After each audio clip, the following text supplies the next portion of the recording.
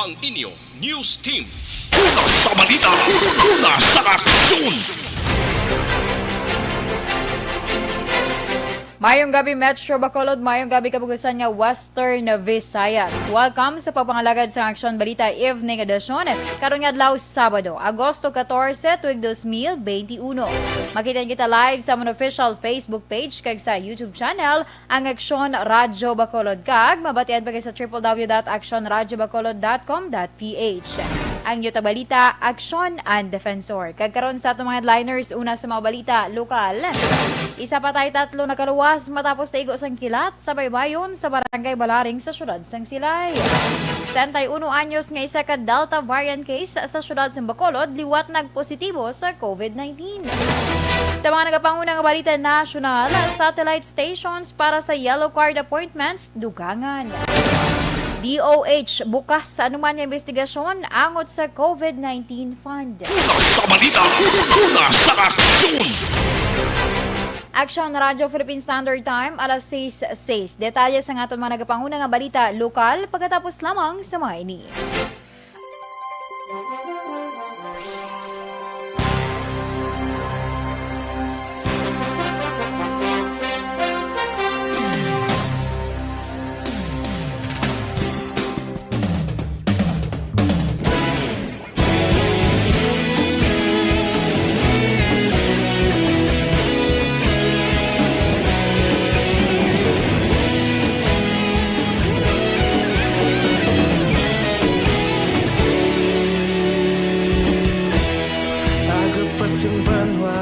Mabugnaw nga hangin nagadapyan na ikaw nang ginapamati ang namon ginasanligan. Tingog sang probinsya kamatuuran ginapalap na minsay nga may dala paglaom kag kasanan. Tinuig na nagligan, ikaw gihapon ang ako nga istasyon sa pagbudlak sang adlaw sa pagtuhaw sang biton. Mga balita nga dala inspirasyon, Aksyon Radyo Bacolod man sa gihapon. Padayon Aksyon Radyo Bacolod saludo sa imo. Padayon Aksyon Radyo, salamat sa pagserbisyo. Patas kag balanse, patuod na mensahe, wala sang ginagampiligan. Padayon Aksyon Radyo.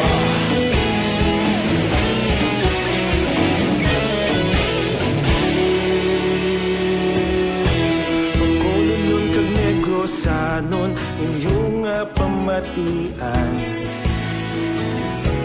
Stasyon nga nagapalaplag sang kamaturan.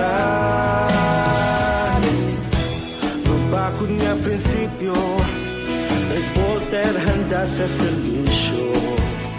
Kahapon, karon kag sa gihapon, kita magapadayon.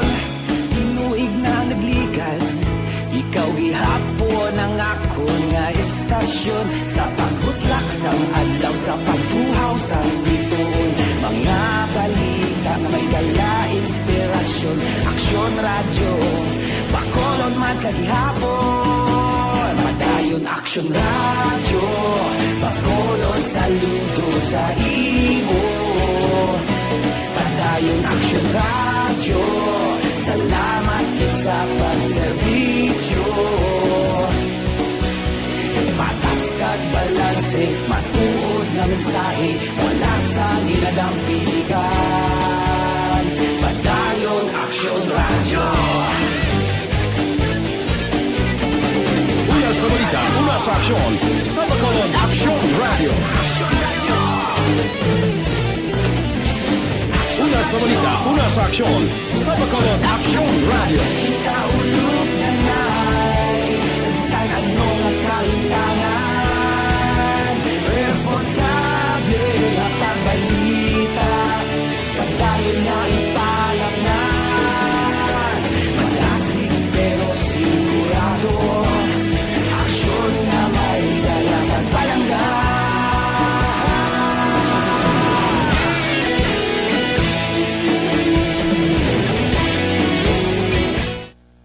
Sa balita, una sa aksyon. Kakaroon sa detalye sa nga mga nagapanguna nga balita lokal.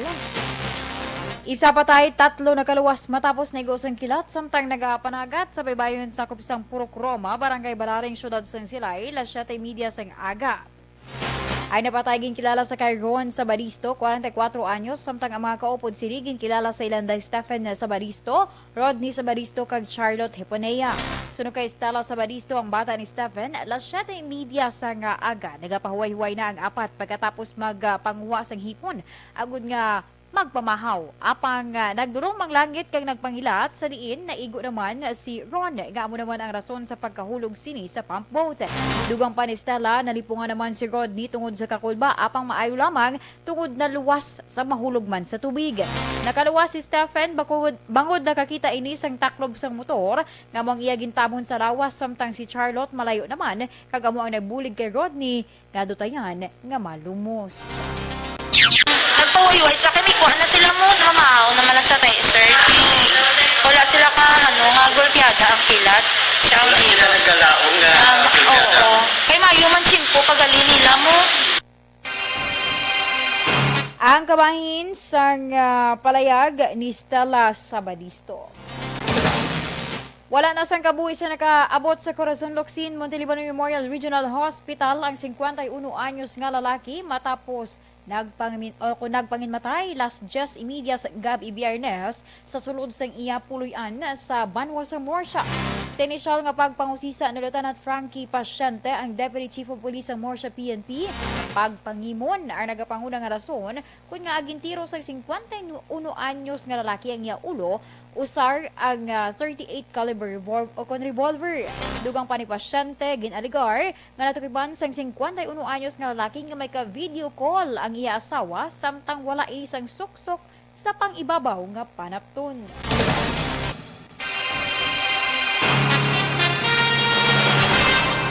Priso sa Pulupandan PNP si Willard Biboso, 41 anyos, residente sa Barangay Zone 1A, Banwa sa Pulupandan, matapos nakuhaan sang armas kag mga bala sa badusang aga sa sulod sang iya balay.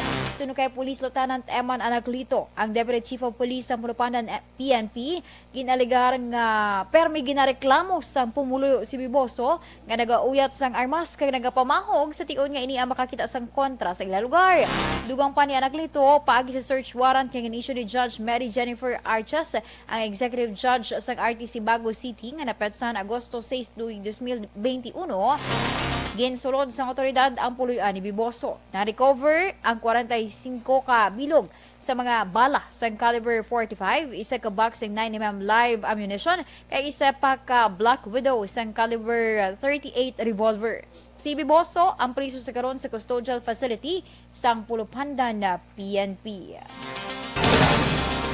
Sa iban pa nga balita lokal, nagpangabay si Councilor Carl Lopez sa bitaw nga mag-assign sang traffic enforcers para magtutok sa illegal parking, obstruction sa right-of-way sa Granada, Alangilan Roads para masiguro ang safety sa mga pedestrian kag motorista.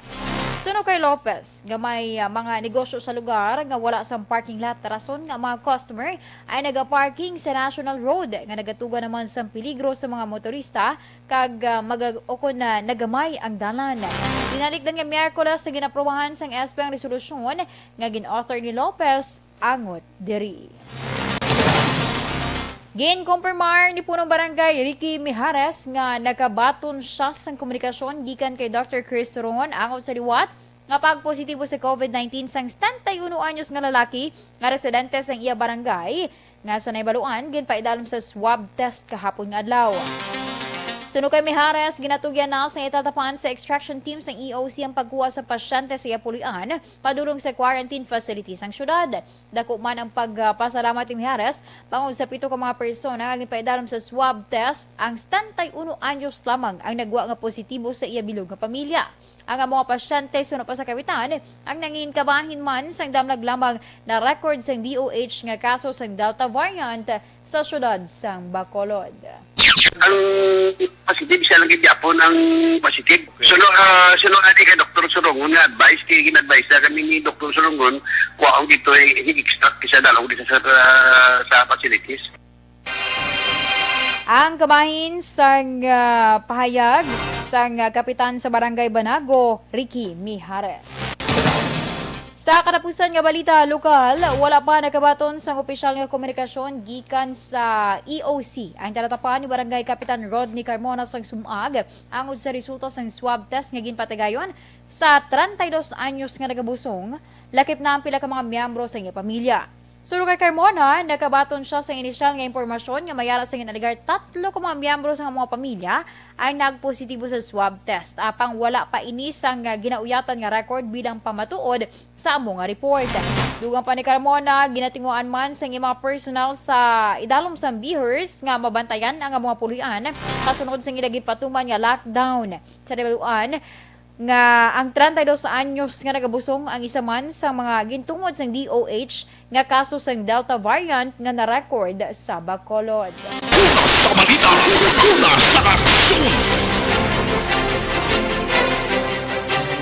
Action Radio Philippine Standard Time, alas 6:16.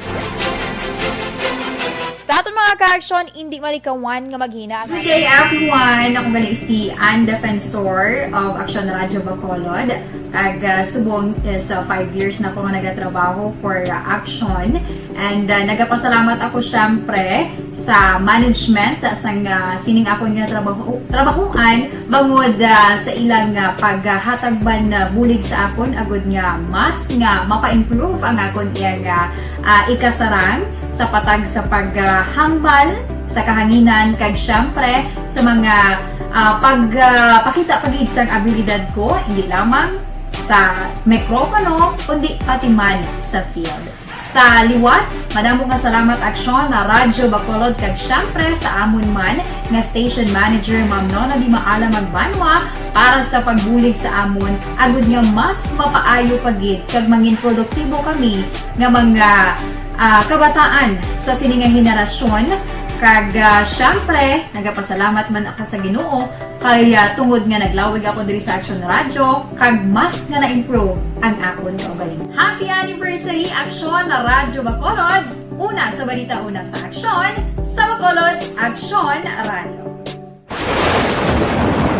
Ang elementary nga evacuation center na concern din baha man. Uy, kasi pinagaman apat kumansaka ang tubig. Actually, ko po Hindi medyo mataas na ang tubig. So, ulat natin nga pagsuwat nga ng traffic to or nag-traffic dito sunod ang mga continuous rain ang nag-isang sa factor sa pagsaka sa sining tubig sa subong. Hunyo 4, 2021, sang formal ay ginanunsyo sa Pag-asa ang panahon sang tig-ululan o rainy season sa Pilipinas.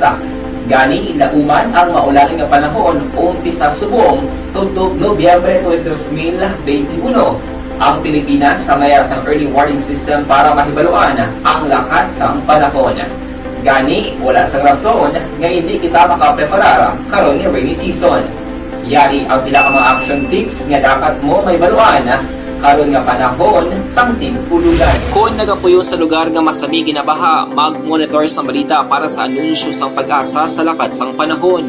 Isa sa pinakapos nga pamaagi para malikawan nga magsulod ang baha sa balay, among paggamit sang sandbag. Ang sandbag ang isa kasakong nga may unod nga balas nga pwede ibutang sa pertahan upon ginaagyan sang tubig para temporaryo nga makontrol ang pagsulod sang tubig sa inyong nga balay. Antes naman ng rainy season, dapat nakaprepare ka na sa pagkaon, flashlight, pito, kandila, hygiene kit, power bank, transistor radio, importante nga mga dokumento, kag iban pa nga kinahanglanon. Ini ang dapat isulod sa go bag nga dapat ibutang sa isa ka lugar nga mapus kuhaon sa tion nga kinahanglan nga mag-evacuate. Sa tion sa pagbaha dapat butangan sang tape ang saksakan sang mga outlet kag ibutang sa mataas nga mga lugar ang appliances. Kunyara sa evacuation center, dapat man nga ipatuman ang minimum health protocol, face mask, face shield kag social distancing batok sa COVID-19. Sa panahon sa tig-ululan, dapat man proteksyonan ang ikaayong lawas batok sa nila ka mga masakit, kang isang dengue, leptospirosis, cholera, typhoid fever, hepatitis A, influenza, kag iban pa. Nagpanugyan man ang DOH kay pabili ng proper hygiene kay pag-inom sang limpyo nga tubig. Lutuon sang husto ang pagkaon para malikawan ang contamination. maghugas sang kamot antes kag pagkatapos ang kaon kag matapos nga mag-usar sang banyo. Likawan man ang paglangoy o kon pagtubog sa baha. Kini sa Action Dale Salazar para sa Action Tips nga nagapahanong nga maghalong sa tanan nga tion.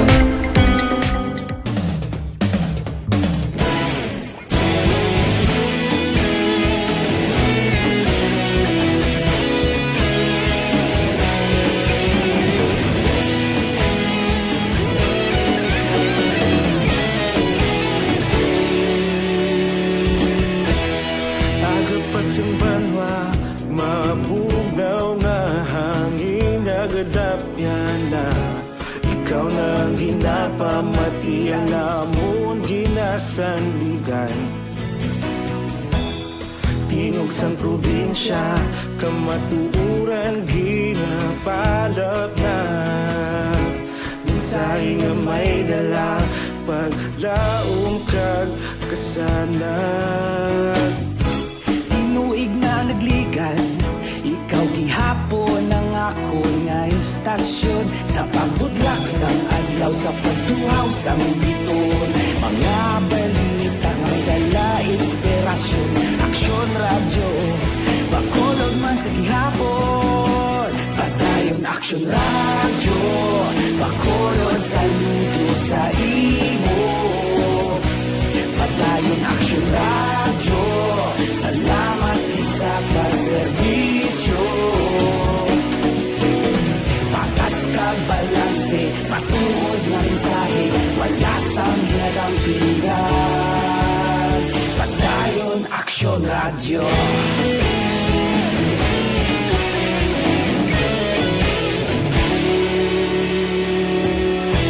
Bakolon nun kag Negrosanon, inyong nga pamatian.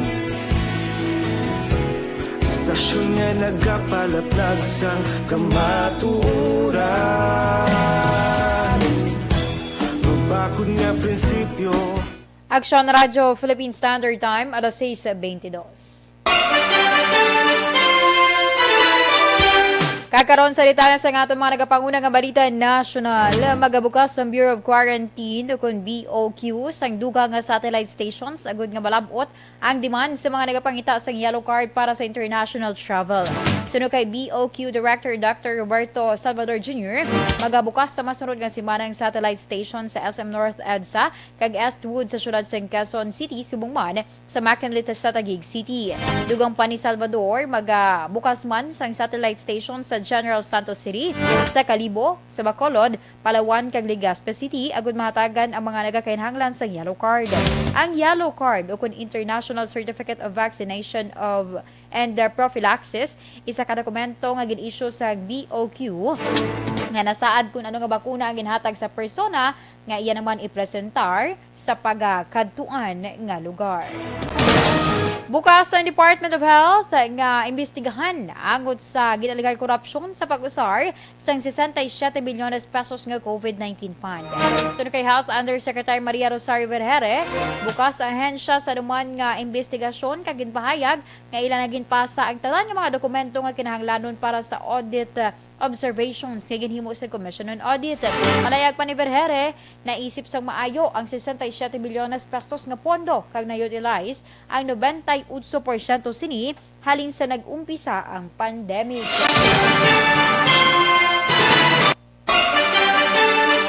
Sa dugang pang balita national, dismayado si Health Secretary Francisco Duque III angot sa ginhimo sang Kongreso nga i-dismiss sa jurisdiction sa Department of Health. May kang tanan sa natrasar nga pag-release sa risk allowance kag benepisyo sa medical workers. Sino kay Doke, nagalaw mag DOH nga makapaathag ini sa Kongreso sa palaabuton nga hearing agud maathagan sa issue kag inaligar nga ang pihak nga bahin wala nagapamati sa patahag sa DOH. Dugang pa ni Doke ang tanan nga allowances nga gina-question ang may kompleto nga dokumento kag ang pondo maid-id nga ginausisa sang DOH. Malayag pa sini nga ang DOH regional offices amo ang in charge sa pag-download sang pondo sa mga hospital kag mga hospital chief o kon kag ang mga hospital chief amo naman ang otorisado sa pagbayad sang ila medical frontliners.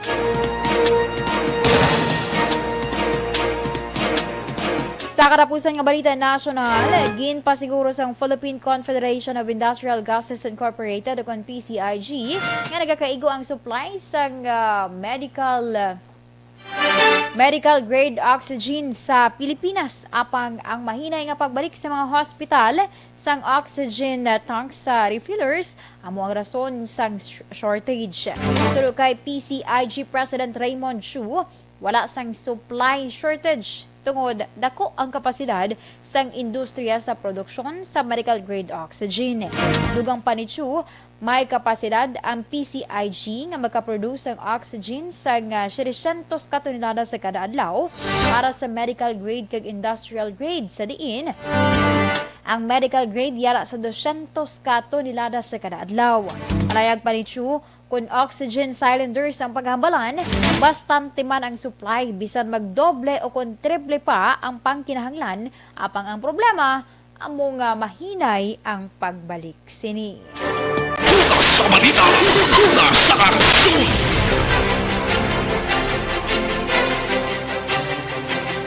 Kaginyogin pamatian ang kabugusan nga detalye sa atong mga natipon nga mga balita. Diri lamang sa Aksyon Balita Evening Edition karon nga adlaw Sabado, Agosto 14, 2021. Sa liwat ang inyong tagbalita, Aksyon and Defensor. Una sa balita, una sa aksyon, sa Bacolod, Aksyon Radio. Aksyon Radio number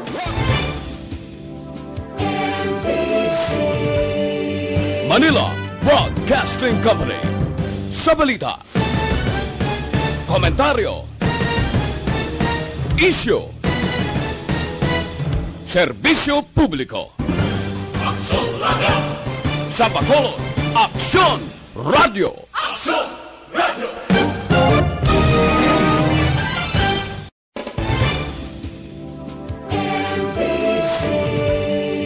Manila Broadcasting Company. Sa balita, komentaryo, isyu, serbisyo publiko. Aksyon Radio. Sa Bacolod, Aksyon Radio. Aksyon